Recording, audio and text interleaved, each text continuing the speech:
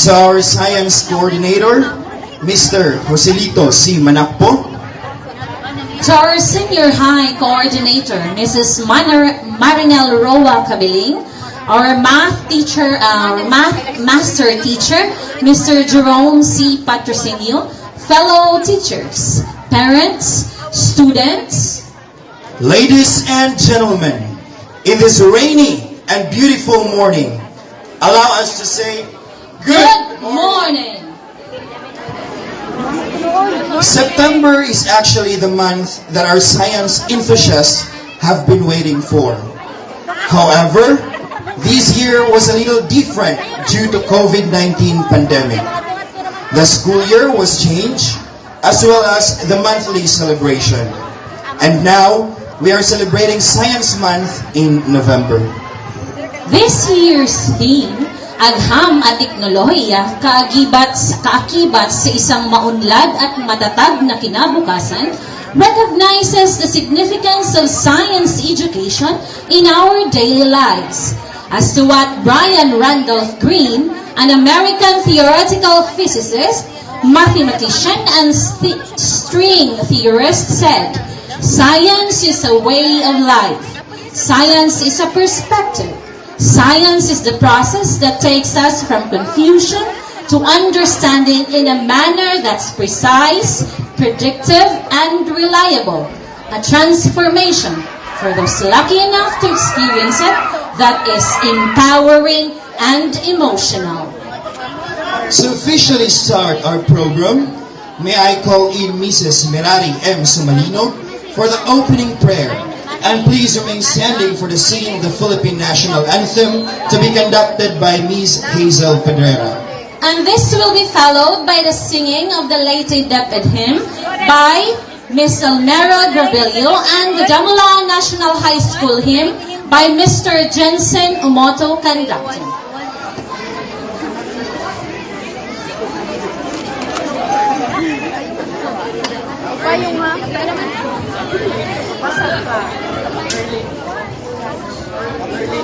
For the singing of the Philippine National Anthem, conducting, we'd like to request Miss Erlyn May Simborgo.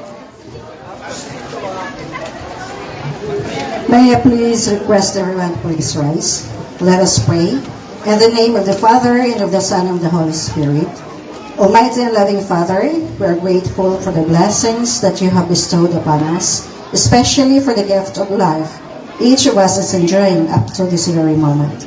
Father, as we go on with the activities in line for today, for the culmination of the Science and Technology Week celebration, we are asking for your divine presence to be with us. Please endow each participant with the knowledge needed for the realization of each task. Cover and protect us with the mighty power of your blood against all forms of evil. May everything we do bring you glory and praise. All this we ask in the wonderful and mighty name of Jesus Christ, our Lord and Savior, in the name of the Father, and of the Son, and of the Holy Spirit. Amen.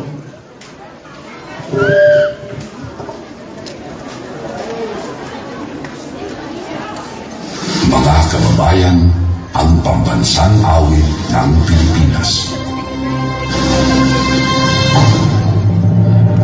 Hayang magiging sa sirahalan, alam ng puso sa liko'y buhay. Lupang bihirang, kuyagan ang magiting, sa manlulubing, sinakasisigil, sa lahat tulong sa simoy at sa langit o rogaw, ay hinatang tulakaw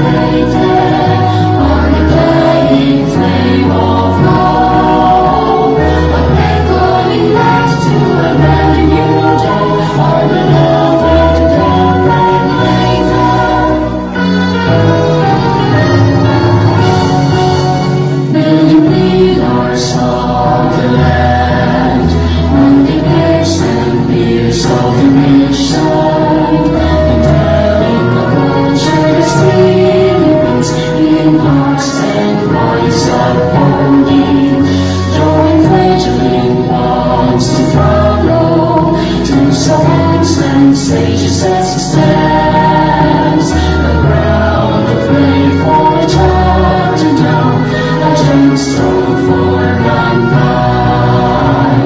Hail them that wait there, our undying flame of love, a beckoning light to a brand new day, our beloved dead and later.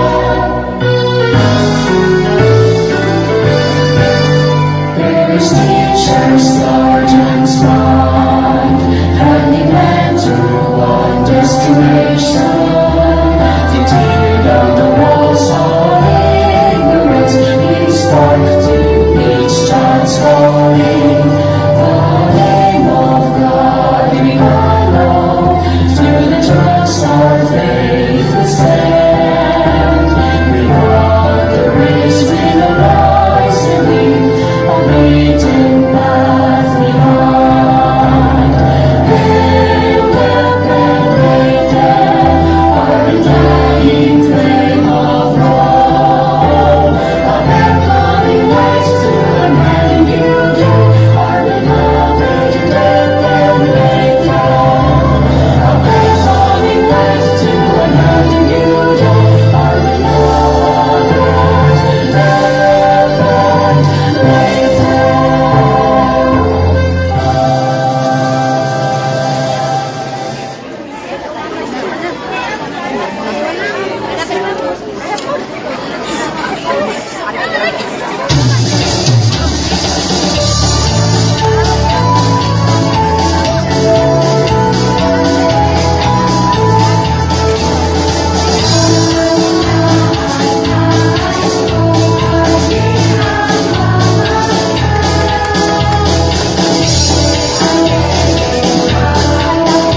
We will not fail you never.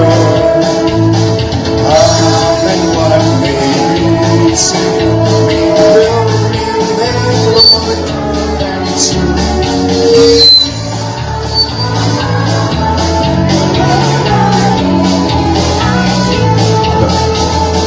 Let's defend the honor of our nation. Let's defend the good name of our high school. High school. High school. Our hero of our giving our blessing for night in our rising star.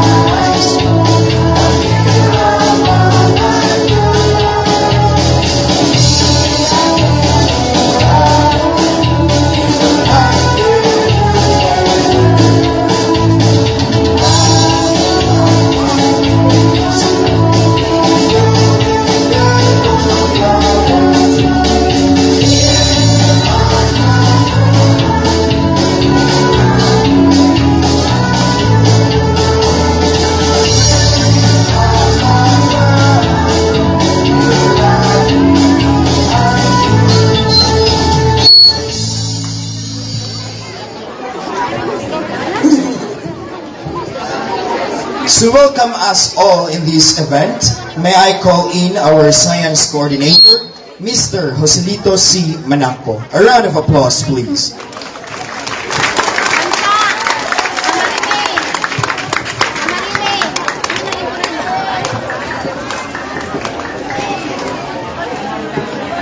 To our energetic principal of the Mula National High School, Mr. Ruben Pailado.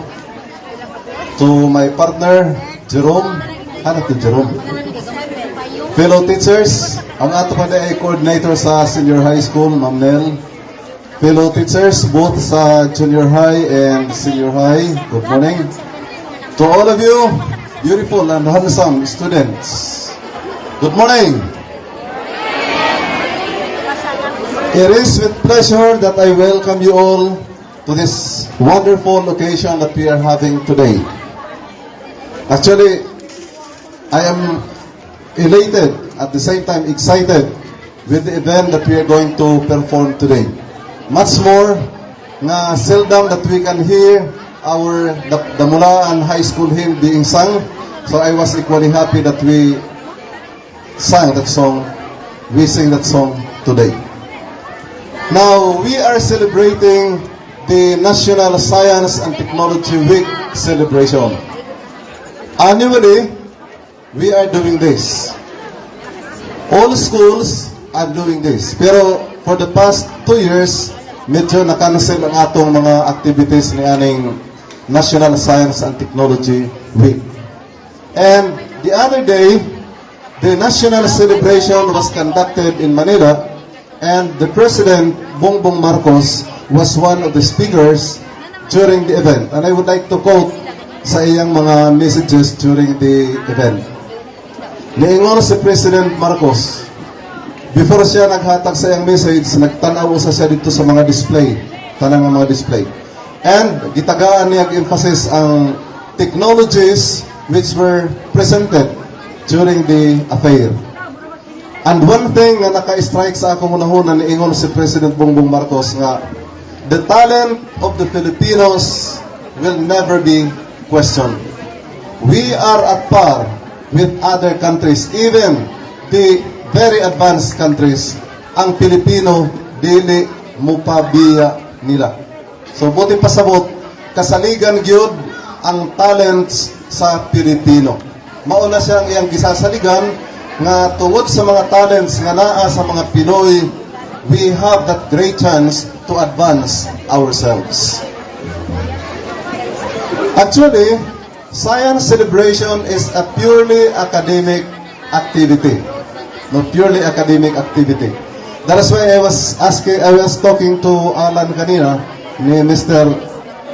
Awong, ingon ko, mo na aligre ni ani ato celebration karon kay despite nga academic activity ang science celebration, pero nahimong fashion show ang nahimong highlight sa atong affair today. Pero mauna ang mga talent sa Pinoy. If you're going to open and view your social media, no, sa mga YouTube, bisag asa nga mga contests, mga beauty contest, malalaki man, mababae man, o ma-LGBT man, Pilipino, always naagyod ta diri sa upper rank. And we should be proud that we are indeed Filipinos. Ang ako lang hangyo, nga naamantay talent panhimo ni aning atong mga designs, sa atong mga sinina, we have that creative minds.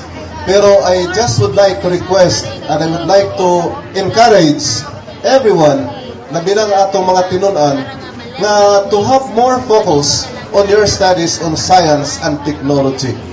Because through science and technology, we will be able to advance ourselves. We will be able to develop and improve our economy.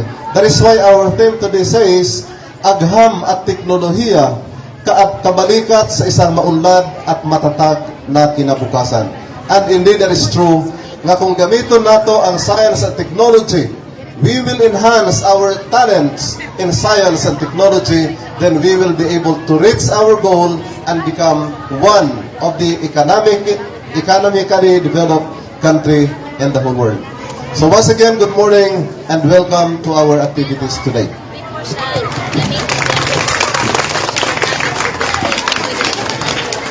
Thank you, Sir Manakpo. Indeed, this day, whether rain or shine, Damulaan National High School is ready to celebrate Science Week. Sakto? Yes! Naikaon ng mga bata diri karon? Wow! Naikaon, uliin niyo. Alright, so, to talk on the significance of event, let us welcome Mr. Alan M. Wong, the Grade 10 Science Coordinator. Again, Mr. Alan Wong for his talk on the significance of this event.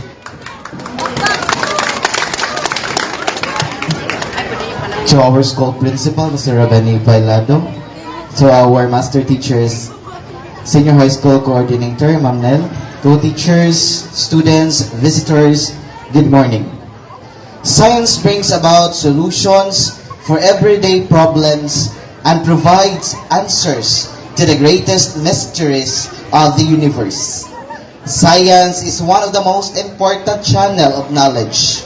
It has a specific role, yet has a various functions for our society's benefit, such as improving knowledge and education and enhancing the quality of life. In this regard, and in line with DepEd Order 34, Series of 2022, the Department of Education's school calendar and school activities, Damulaan National High School celebrates 2022 Science and Technology Week with the year's theme, Agham at Teknolohiya, Kabalikat sa isang maunlad at matatag na kinabukasan. Today's culmination ignites the interest in science, inspired people, especially students, to perform new experiments and make them aware of the latest developments in science and technology, which may contribute for a better and greater future.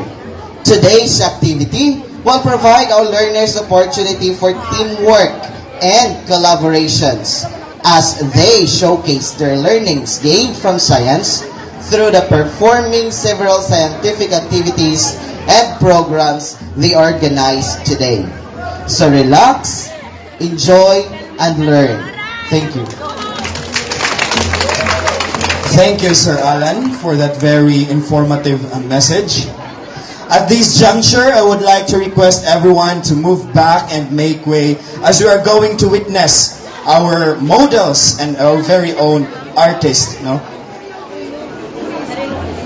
Yes, and we are also requesting everyone to please no taking of pictures in front as they are going to occupy this space for their runway. Akong gihangyo ang mga estudyante nga bawal mo anhi sa tunga para magpicture kay magpadaplin lamang ana kita. Okay? Ladies and gentlemen, let us all be amazed by the runway models for the female category.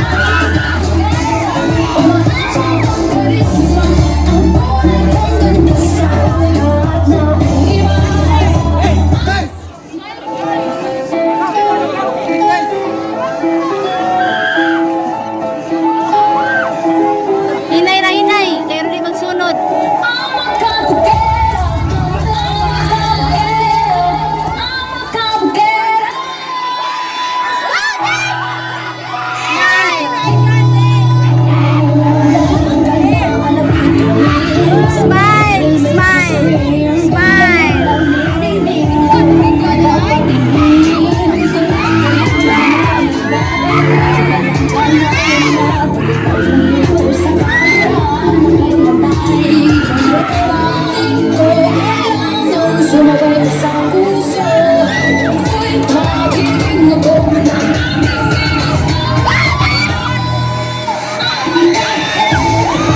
Sa ubos na lang na sila, ubos.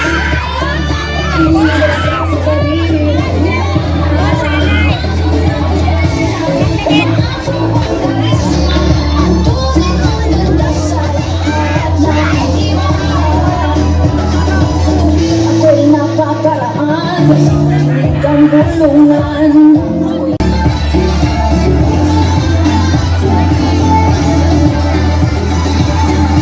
Kung mabuti ng standard sa sinasabi nila, talagang may masasabi sila. Sa utang ko, ako'y napaparamay na ako'y magiging lubog na aking Diyos. Ang magkakaganda ko'y hirapan, hindi magpapanira sa sasabihin ng iba. Nag-isot. Lalo kaya nag-heels na yung sound.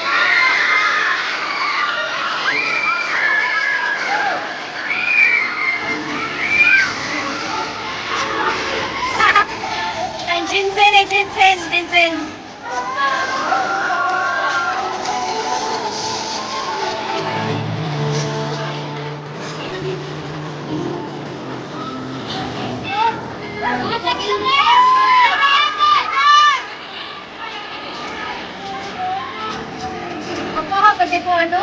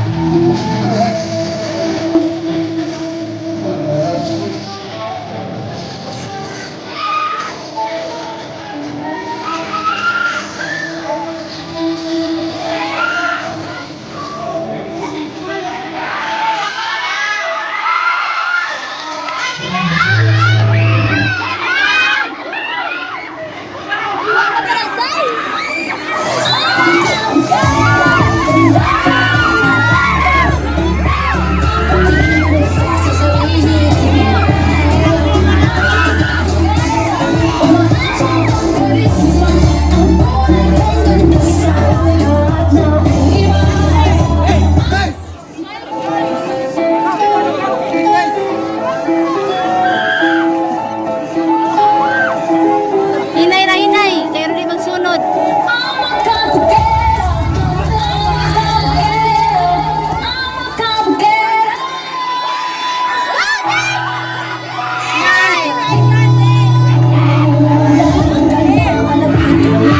Smile, smile, smile.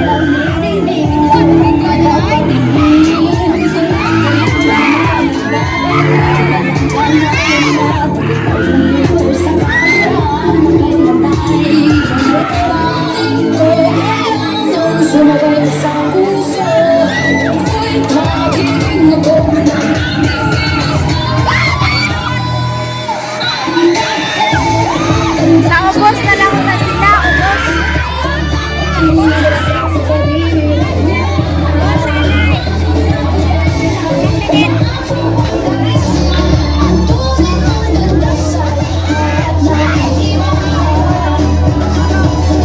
Ako'y napakaraan, ang tulungan.